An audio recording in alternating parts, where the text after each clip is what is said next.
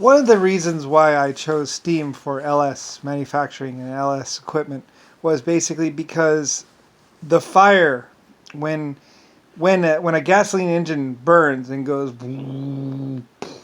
and it has to go lots of revolutions. It has to really like, I mean, those pistons are going really fast to produce a little bit of power, and that's going to wear out. That's not going to last very long. That metal has to be really good. The fire is really hot, and the other metal has to be really good, and it's not really getting much lubrication.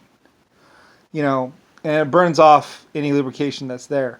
It's not really lubricated because in order for it to be lubricated, the lubrication has to get on it, and then it has to be removed as the piston goes down. Which means basically that you can't really get all that much lubrication on there, and without lubrication, you're not going to really get a real good. You're not really going to get a real good. It's not going to be lubricated. It's going to be scraping and basically you're wearing it out, pretty much.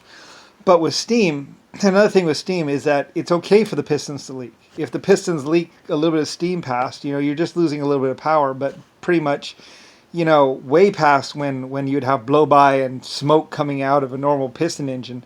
A steam engine, like I say, you can take most engines, most car engines that don't run at all, and you can convert them over to steam engines. Just add a steam thing right next to it, and then change things around a little bit. Just change the stuff around a little bit, and you'll have like a steam motor. It'll be blowing by like crazy, and no one will care. Because the water will get all wet. I mean, they've done that a lot, actually. They've actually converted a lot of car engines over into. They would do that a lot with the car engines and stuff. They would just convert them over into steam engines, basically, from car engines. They don't run on gas anymore. They run on high pressure steam. You just basically run it in there and run it into the head, and then just basically now you have a steam motor, pretty much. That was a lot of my engines when they were no good, and people would have just thrown them away because they would blow by like crazy and they were smoky, smoggy things or whatever. They would just convert them over to steam engines, and then they would run like a mill or something like that, or even what's it called?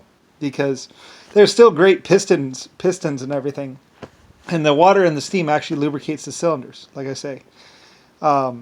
Anyway, and there's other things you can do, like add a little bit of water, a little bit of alcohol, not alcohol, a little bit of something to the water, and you get kind of like an oily water soup or something like that. And so when it atomizes, it goes through there and basically recoup everything, and pretty much, and then send it back into our thingy. And there's ways of turning a normal car engine or a 6-cylinder engine. That's another reason why I built a lot of 6-cylinder engines, because they made great what's it called? I forget how you just change the cam or whatever. You just regrind the cam or something like that, and basically, what was a steam engine becomes a and what was a car engine becomes a steam engine. You just change the cam on it, and they even made special cams for that. I think I even sold a special cam that would do that. That would turn a normal 6-cylinder car engine into basically.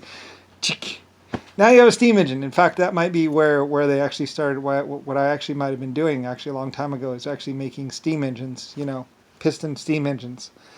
And then eventually I was like, well, let's make a car engine out of it, and we'll sell some alcohol fuel or something for it. So that's where LS becomes. That's where it kind of like evolves. I was the only one actually doing any real production because I had all these workers and sites and stuff like that. So anyway. On the steam engines, I invested hugely into the big steam engines because they just lasted longer than the diesel engines. A steam engine will last 100 years, or at least a good steam engine, if it's built right, will last at least three generations of service. If it's oiled every day, if it's kept in good repair, and it's made out of good steel, then, or good iron, as they say, then it will last at least 3 or 4 generations, no problem. Or at least 1 generation, no problem. And whereas a car engine will, or a car or a train engine will only last, probably about 20 years or so, maybe at most, or so, maybe 30 years, and then they start leaking, having problems, and all kinds of stuff. Anyway, steam was just the way to go. So I invested hugely in steam, and that's what actually built America and basically the whole world was pretty much steam engines. They lasted longer, they ran better, and they had less problems. And you could use lower grade steel or iron with them. So, like I say, pig metal with a steam engine actually does work pretty well. So, anyway, not really all that well. I mean, you do need some metallurgy, but mostly the pressure vessel. But we used to do a lot of things back in the day, like banding wood around the pig iron, because the biggest problem with the pig iron, I think, is I would crack if it got too much stress. I mean, the pig iron would last just fine and everything else like that, but what would happen is the heat and everything, or you'd get, it'd start to, if it wasn't made right, sometimes it would, if you didn't band it right, you'd get it would bubble out sometimes, and it would crack, and then they didn't really explode, I don't think, like that. They just, cast iron exploded. The cast iron steam vessels were bad.